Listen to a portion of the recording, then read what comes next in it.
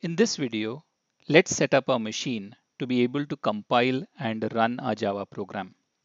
To compile a Java program, we need to use the javac command, which will produce the bytecode, that is the .class file. To run or execute the compiled file, Java command needs to be used. Both these commands are part of the Java Development Kit, that is the JDK. First, let's check if the machine has the JDK installed and configured to use it. To do so, we can go to the command prompt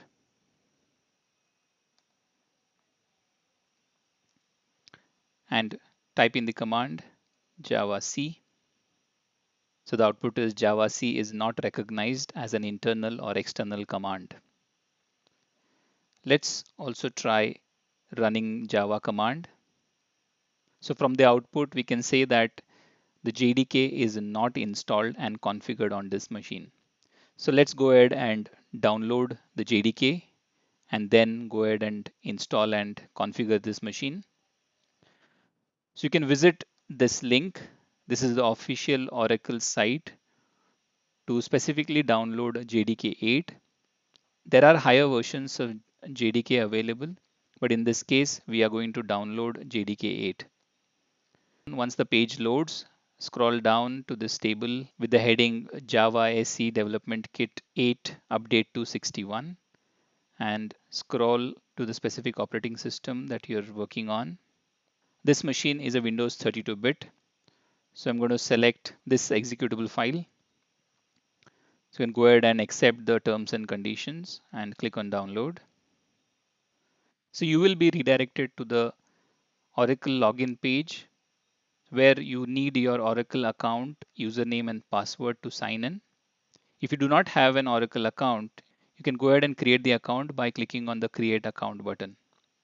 In this case, I have the username and password. So I'm going to enter and click on sign in.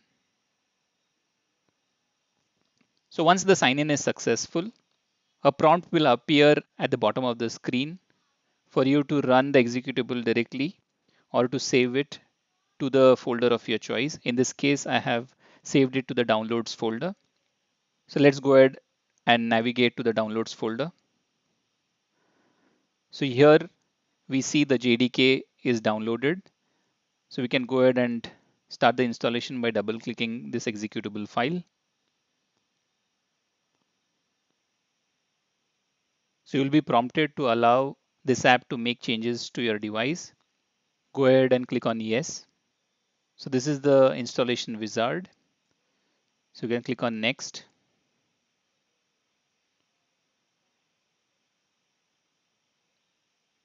So this is the default location where the JDK is installed on this machine.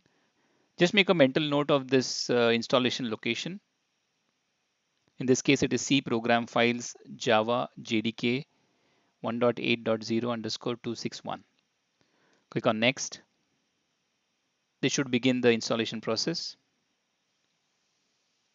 So during the installation, there is a prompt to specify the destination folder for the JRE. The default location is chosen, which I'll be retaining as it is. So just make a note, C program files Java JRE 1.8.0 underscore 261. Click on next to continue the installation process. So the installation process is complete. JDK 8 update 261 is successfully installed. You can close this wizard. Let's open a command prompt window to check if javac and Java are recognized by the machine.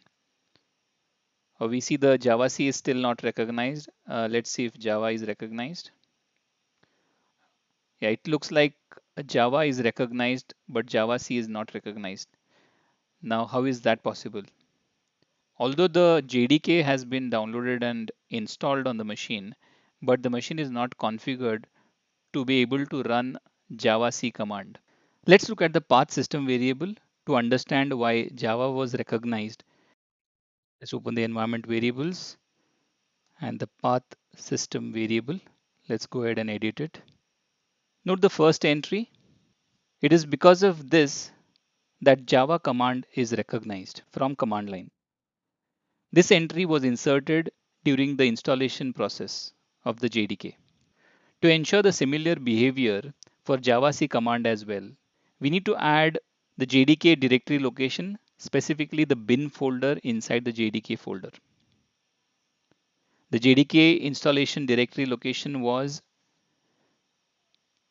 inside the C drive program files, Java, JDK 1.8.0 underscore 261, and the bin folder inside this JDK folder.